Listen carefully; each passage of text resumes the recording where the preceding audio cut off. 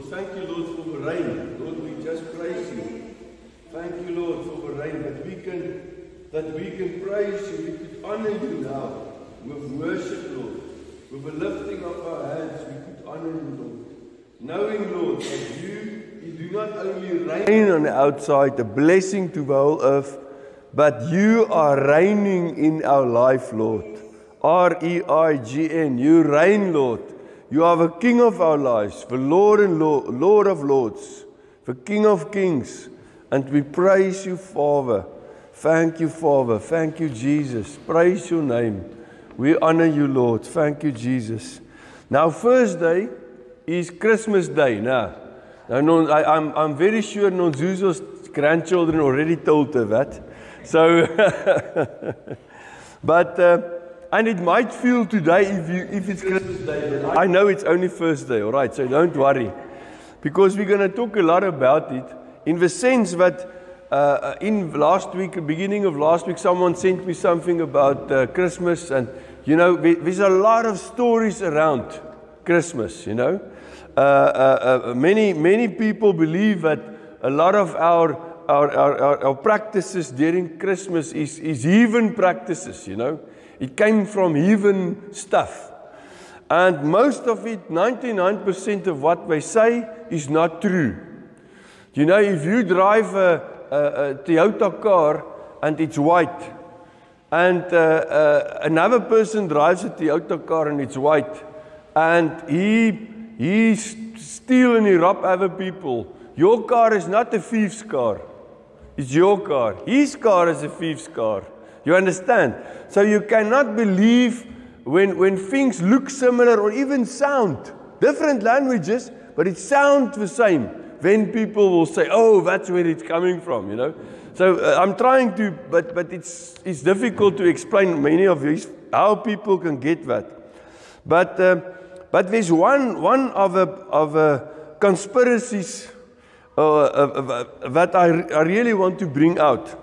But I think it's also the biggest one, and that is that many people say today, or they put it on YouTube or whatever, that the day on which we celebrate the birth of Jesus, the 25th, is actually the same day. It's the same day that the Romans always celebrated their sun god.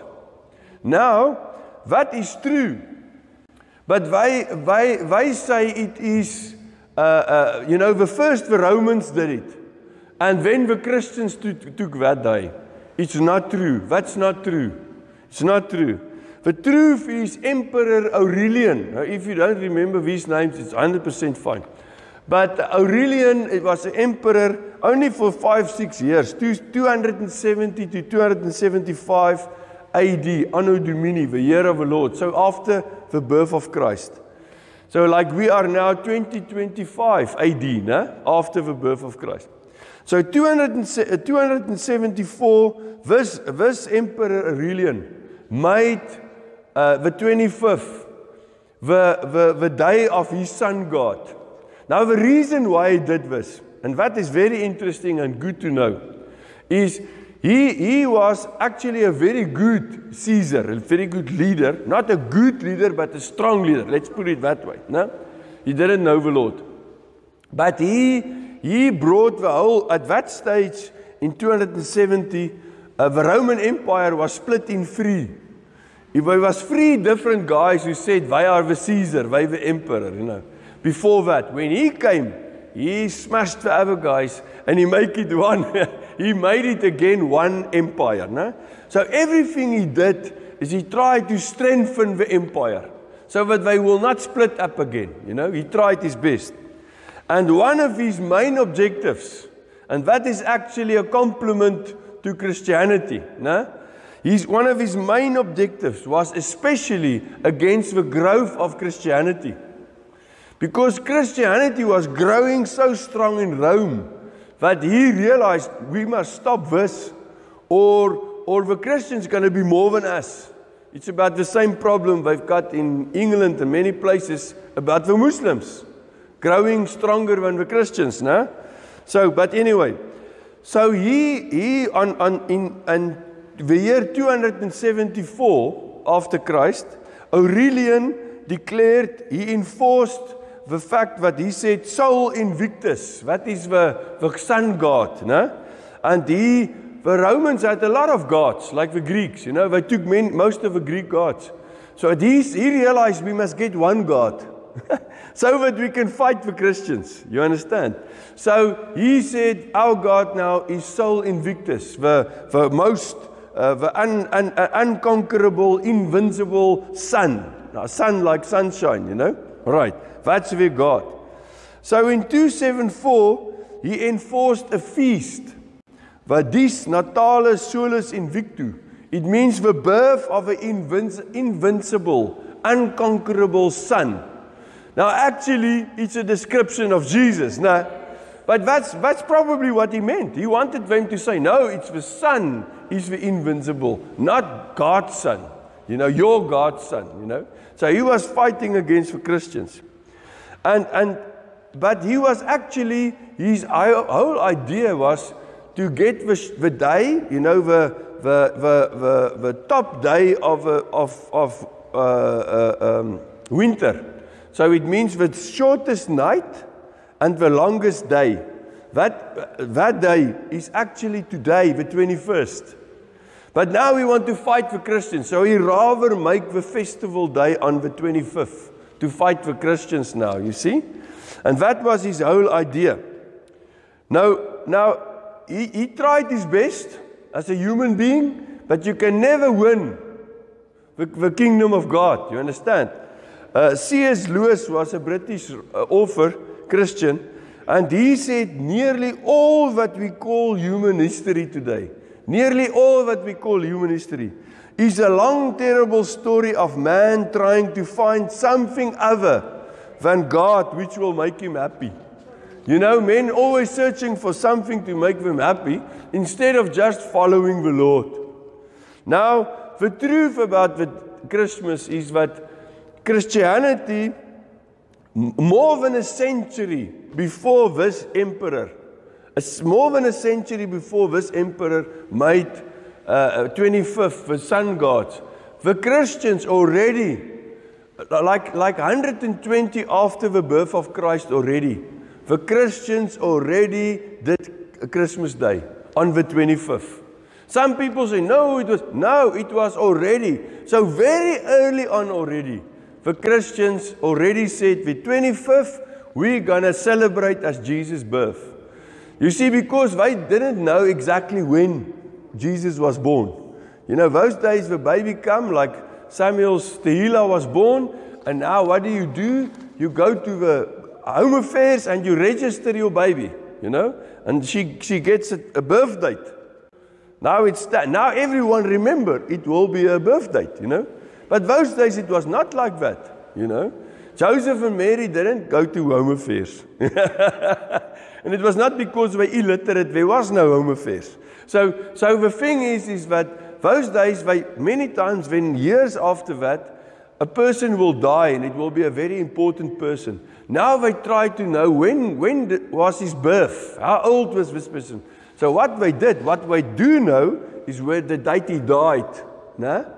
So they take the date you died and they take 9 months before that and they say, that's your birthday. It's interesting, no? But that was how they worked it out. Now, if you take the 25th, 9 months earlier, is usually the date for the Pascha, when the Jews got the festival when they came out of Egypt. We know that is on that holiday. That Jesus, today it's a holiday, but that festival, during that festival, Jesus was crucified. You understand? The Pascha, the Pesach. During that festival, Jesus was crucified. So 9 months later, on the 25th of December, they say it's his birthday. So we don't know exactly when. But the fact is, Christians already celebrated that date. Before the Roman emperor, he was not even alive yet. Long time to come. So that is the wonderful thing of it. The enemy always want to turn stuff, He want to turn stuff. Now, so that's it. You know now why it's the 25th. Now in John 17 verse 1, in the Passion Translation it says, and now you must remember, John 17 is Jesus, sort of his last sermon to his disciples, before he died on a cross. And he's praying, he's speaking to the Father. And he looked up into heaven. Jesus prayed as he looked up into heaven. Father, the time has come. Unveil the glorious splendor of your Son, so that I will magnify your glory. It's so awesome for me that Jesus is the Son of God. He's always been with God from ever and ever, and he will be forever. But even when there, he didn't want himself. He says, glorify me so that I can glorify you. You understand? It was for him all about the Father. But now looking back from our vantage point today, knowing the history, we know that the glorious splendor of a unique, one of its kind Son of God already started on the night he was born. Luke 2 verse 13, it says, and suddenly there was with the angel a multitude of heavenly hosts, praising God and saying, glory to God in the highest, and on earth peace, goodwill toward men. And that is why, in reality, we actually celebrate the awesome truth of Jesus' birth on this earth. Jesus being born as a human. We actually celebrate it every day. You understand? Because every day we stand up and we say, thank you, Lord, for this day. Thank you, Lord, that we can know you. We know we've always got hope. We always got healing. We always got your goodness with us and in us. And you see, one of the most precious facts that distinguish us, our faith, that distinguish, let's put it this way, our faith from religion. Because Christianity is not a religion. Christianity is a relationship. It's a real relationship with a one true God. No? And what distinguishes us from other religions is we have now, here until eternity, 100% access to Yahweh Echad, the Lord, the only one, the only God. We've got 100% access to God, always. And that only, Ephesians 2 verse 8, by grace through faith, not out of ourselves. It is a gift of God, Ephesians 2:8 says. It's by grace through faith. It's not out of ourselves. It's totally a gift from God. We praise the Lord. And because of this great gift, we have eternal life. We have eternal life. And what is eternal life? We always tell each other, John 17:3, is to know God. We can know the Lord, Father, Jesus, Holy Spirit. We've got it. And we've got it till eternity. This knowledge, this possibility to know God's never going to be gone. Praise the Lord. Praise the Lord. That's the reason we live. And we're going to live forever. Another unique fact is that we do not search and find God. No, we cannot. God searched and find us. And He found us. He came for us. God spoke to Noah. God spoke to Abraham, Isaac, Jacob. And the best example for us humans today is Titus 3 verse 3. He says, for we ourselves, meaning when we are on ourselves, when we are on our own, living from our own power, without faith in God. For we ourselves were also once foolish, disobedient, deceived, serving various lusts and pleasures, living in malice and envy, hateful and hating one another. But when the kindness and the love of God, our Savior, toward man appeared, according to His mercy, He saved us, through the washing of regeneration and the renewing of the Holy Spirit, whom He poured out on us abundantly through Jesus Christ our Savior. Amen. Praise the Lord. So on our own, the problem is on our own, we're not actually really on our own. We're the devil. But with God, we are saved, and we are then definitely not on our own. We are with God, and God with us. No. So praise the Lord. You see, also something awesome to remind ourselves is that 9 months before Luke 2:13 is now when the angels sang out, now glory to God. But 9 months before Luke 2:13, Jesus already descended from heaven. He came to be inside Maria. He came to earth to search for man. He came to earth to save us, to redeem us. Praise the Lord, to give us healing, total Yasha, the name of Yeshua, where Yeshua comes from. He came to give us total Yasha, saving and redeeming and healing, everything that we need. Philippians 2:5 describes it. Listen how he says it. Philippians from verse 2, verse 5. Let this mind be in you. So make your mind up and turn it to this. Let this mind be in you, which was also in Christ Jesus, who being in the form of God, did not consider it robbery to be equal with God, but made himself of no reputation, taking the form of a bondservant, and coming in the likeness of men. And I just want to, between brackets, say, meaning that Jesus, being God, came to be in a human body. That was literally like making himself a slave, because he had all freedom. He could be anywhere, any day, any place, all power, everything. And now he became a normal human being for us. Verse 8, and being found in appearance as a man, he humbled himself. That's a million times humbling. He humbled himself and became obedient to the point of death, even the death of a cross.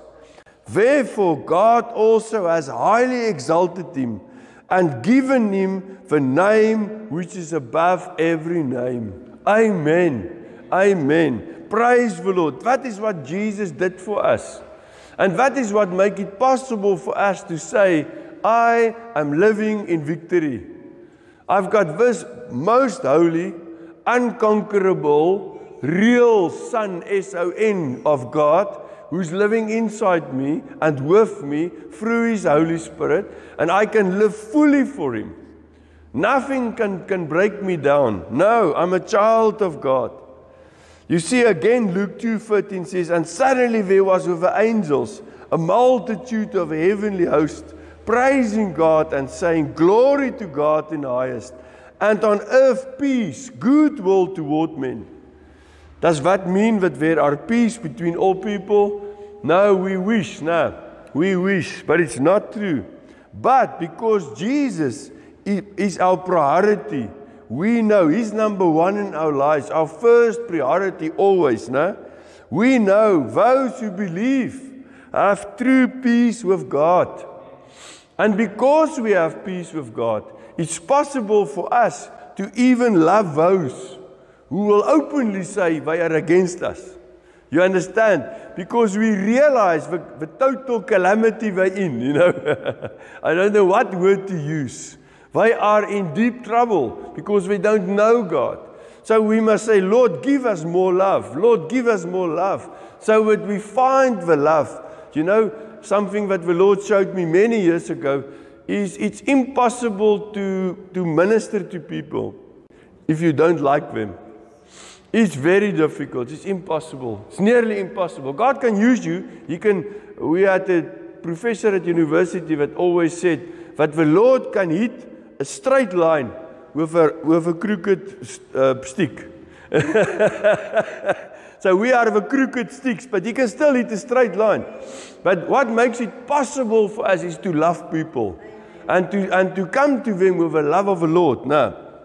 So yes, there's no peace between people, but with the peace of God inside us, we can minister to people, because we know all our sins, our past sins, our present sins, our future sins are forgiven. We are in right standing with the Most High God. And therefore, doesn't matter what happened around us, we can stand up and say, my God is an awesome God. And He do not just reign everywhere, He reign number one in my heart and in my life. No. Therefore, we will always praise God for the birth of Jesus. No? We will always praise Him for all He has done for us. He will always be the greatest gift to us. The greatest gift ever possible is Jesus Himself.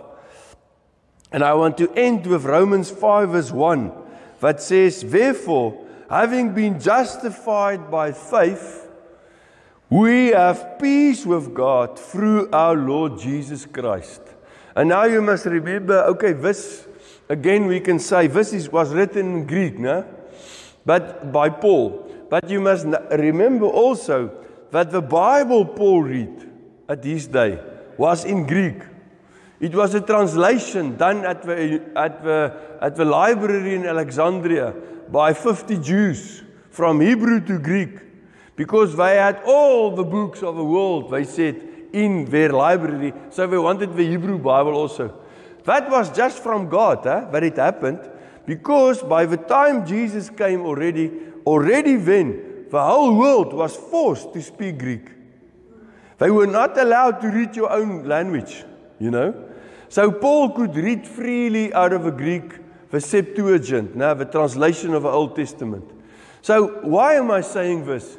It's so important because when Paul saw this word and wrote this word, therefore having been justified by faith, we have peace with God. Yes, he wrote the Greek word, irene. But he was saying in his head, shalom. He was saying, we have shalom with God. You understand? He was meaning the Hebrew meaning of peace. And that is not, as we know, not just peace. It is total health. It is total wholeness. It is total provision. It is every type of part of peace in every facet of your life. So we can say to each other, therefore, having been justified by faith, we have healing from the Lord. We have wholeness from the Lord. In every part of our lives, every relationship, even in your relationship with your bank account, you must declare, I've got wholeness. I've got prosperity. I've got more than enough. Because why? I have peace with God through my Lord Jesus Christ. Thank you, Lord. And Lord, we praise you this morning. Lord, we honor your name. Thank you that we can declare with our mouths what we believe in our hearts. In that is that the greatest gift ever is been already given to humankind. And yes, all humans didn't turn kind immediately. But Lord, we declare, we believe. We believe what Yeshua did for us. And we praise you for that, Father. And Lord, we declare we will worship, we will witness to others around us in our lives. People will just dare to come across our path, and we will start telling them about your goodness, about your love, about your saving grace, about your shalom that you give so freely. And we honor you for that, Father. We take your shalom, Lord, for our lives, for our church, for our country, for our whole country. Lord, we take your shalom for the whole of Southern Africa in Jesus' name. And we speak your healing. We speak your absolute prosperity over our country, despite our government's faults, despite all our faults, but because of the goodness of Yeshua. Thank you, Lord. We praise your name. We receive your shalom, Father, in Jesus' name. Thank you, Lord. Thank you, Lord. Amen. Amen. Praise the Lord. I am Petrus de Tooy. If you enjoyed this sermon, please like, share, and subscribe to our YouTube channel. Share this with others, because the truth will set people free. To receive Jesus Christ as your Lord and Savior is the most important decision ever. Romans 10:9 and 10 says, if you confess with your mouth the Lord Jesus and believe in your heart that God raised him from the dead, you will be saved. For with the heart one believes unto righteousness, and with the mouth confession is made unto salvation. You see, by His grace, God has already done everything to provide salvation to us and to you. So please pray with me. Lord Jesus, I confess my sin and need for salvation. I confess with my mouth that you are my Lord and Savior. I believe in my heart that God raised you from the dead. By faith in your word, I receive salvation now. Amen. Praise the Lord. You are now a born-again child of God, with Jesus living in you. Welcome to a new life. But you see, to live in the fullness of God, you need the supernatural power of Holy Spirit. Luke 11:10 and 13 says, For everyone who asks receives, and he who seeks finds, and to him who knocks it will be opened. How much more will your Heavenly Father give a Holy Spirit to those who ask Him? You only ask, you believe, and you receive. So please pray with me. Father, I recognize the power of Holy Spirit in me. Fill me with your Spirit, Lord. By faith, I receive Holy Spirit in me. Thank you, Spirit of God, within me. Amen. You see, as you worship, syllables of language you do not recognize will rise up within you. As you speak them out loud by faith, you are releasing God's power from within, building yourself up in the Spirit. And it doesn't matter whether you felt anything, just believe in your heart and receive. Mark 11:24, Therefore I say to you, whatever things you ask when you pray, believe that you receive them and you will have them. Amen.